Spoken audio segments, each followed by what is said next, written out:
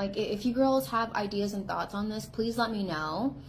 But this is really interesting and low-key a little triggering, but let's get into it. Every time I've worked for a white family over the past decade as a nanny, every time I walk into their house, it's like guaranteed, I see on their fridge, or they have this little bulletin board of all of these wedding invitations and bridal showers and baby showers and bachelorette party invites, and they always have something pertaining to marriage and family.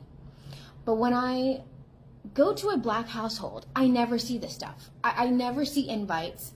I never see like this joy of, oh my God, my friends are getting married, I have all these weddings to go to, unless if it's a black woman who's single. This is what I've noticed. Who's single, she might have some white friends or Hispanic friends or, Asian friends that are getting married, and she'll go to their wedding. But it's not like, oh my gosh, my black girlfriends are getting married, so we're just gonna go to all these weddings. And it was a humbling little moment I had this morning as I'm like calculating in my head, like, wait a second, this is like, how many times has this happened? And how many black women do I know personally who are single? And all of them are single. All of my black friends are single. They might be in relationships, but they're single because they refuse to date out. They refuse to date out. They give it a chance and they quit. Not realizing that, you know what, we might just have to come to that realization that dating out might be our best option, our best chance of actually getting married. Honestly. I'm just gonna put it out there, because how do you explain this? Like, this isn't just like a one-hit wonder where I go into a white family. No, like every white family I have been to, worked for, past decade. Okay, this is gathered research. And I'm just finally connecting the dots this morning, because I'm just like, you know what the heck? And I spoke to this guy I'm talking to this morning, and he was like, I'm actually on my way to a bridal shower or a baby shower, whatever. And I was like, oh. And he's like, yeah, me and my friend or my cousin and his fiance. I want genuine answers. Oh, that's good, everybody. It's your boy, O'Shea Duke Jackson, back at it again with another episode of the Celebrity Junk. Most of you brothers have heard this talking point before, and this is a young lady who's a sister, and she's talking about all of the marriages that she has found wanting in Black America. And when she's around white people, she finds that they are having meaningful relationships, the ones that she works for, and the black women that she knows are not getting married. So that is her particular argument today.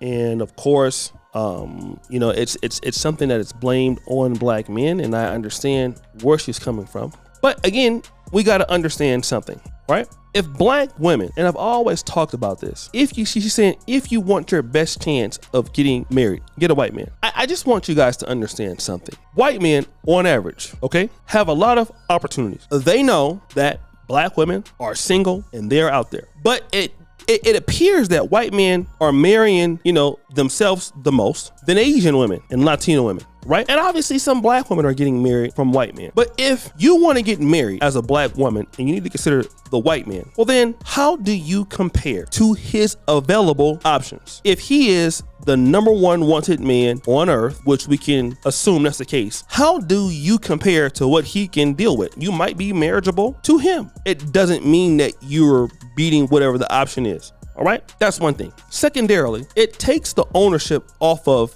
the individual in question. Let me kind of turn this around. If I'm a black man and I say, black man, you want to get married? Go get you a white woman. Go get you an Asian woman. Go get you a Dominican woman. Now, you will have some black men out there who could agree with what I'm talking about if I were to say that. But then it takes ownership off the individual, because if they go to these communities, they're going to be scrutinized even more than in Black America. In Black America, you have somewhat of a shot. But if I go over to the Dominican community or to the white community or to the Asian community, I need to beat out their men by a lot. Usually I need to be a man. I'm going to go over there.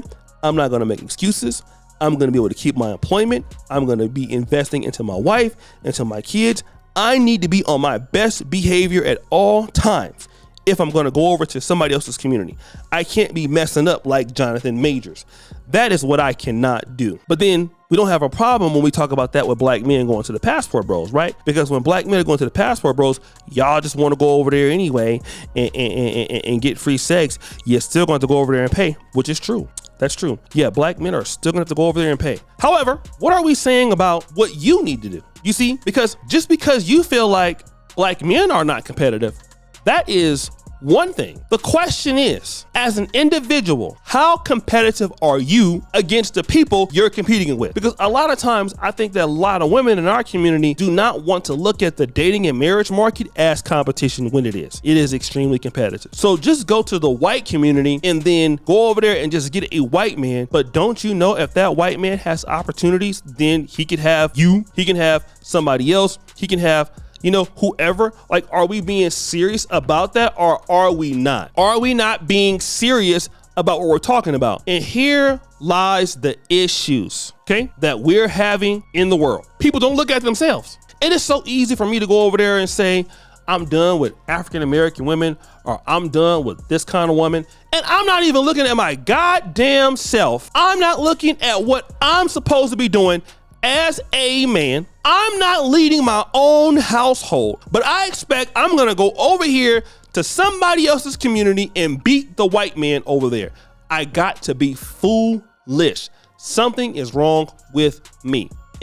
I would be silly. I'm unaccountable for my behavior. I have little attitudes. I haven't worked on myself. And then I'm looking at everybody else as the problem, but really the problem could be me. I haven't worked on myself. And maybe had I worked on myself, I would not have to go outside the community because somebody in the community would have found me valuable. But because I am a joke of a man, I'm just speaking in third person here. That's why I want to be unaccountable and go over to somebody else's people, because I'm saying that ain't nobody else like me in Black America. That's what I'm saying. I'm so special. I'm so greater than everybody else in Black America. I need to go find a white woman because ain't nobody in Black America worth marrying but me. Is that what I'm saying? That's what these people are saying when they talk like this. That the only people that got it figured out is them. And they do not want to look at themselves at all. I wonder why. Because nobody wants to look at their goddamn self. That's why. Can we stop being serious here? Can we start? Can we start? Can we be honest about certain things here? Can we talk about it? Can we say maybe why the black woman or the black man don't want me is because I'm too insecure. I don't know how to handle conflict. I haven't learned from any of my mistakes. I'm not man enough, or I'm not woman enough for nobody, no matter what the race is. Everywhere I go, I'm a problem to the world. Wherever I be, that's the real problem with me. But I want to run away from who I am because I am a loser. That's what I am. And everywhere I go is somebody else's fault. And I don't want to talk about that. So I want to hide myself and then go someplace else and figure out wherever you go, there you are. That's what happens in Black America.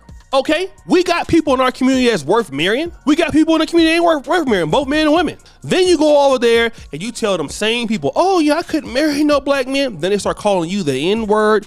They start disrespecting your group. They start disrespecting our people. Now all of a sudden, now it's racism now. Oh my God, they're racist against me. Oh my God, I can't believe how they're dealing with me. Oh my goodness, it just isn't right. Oh my goodness, it just isn't fair.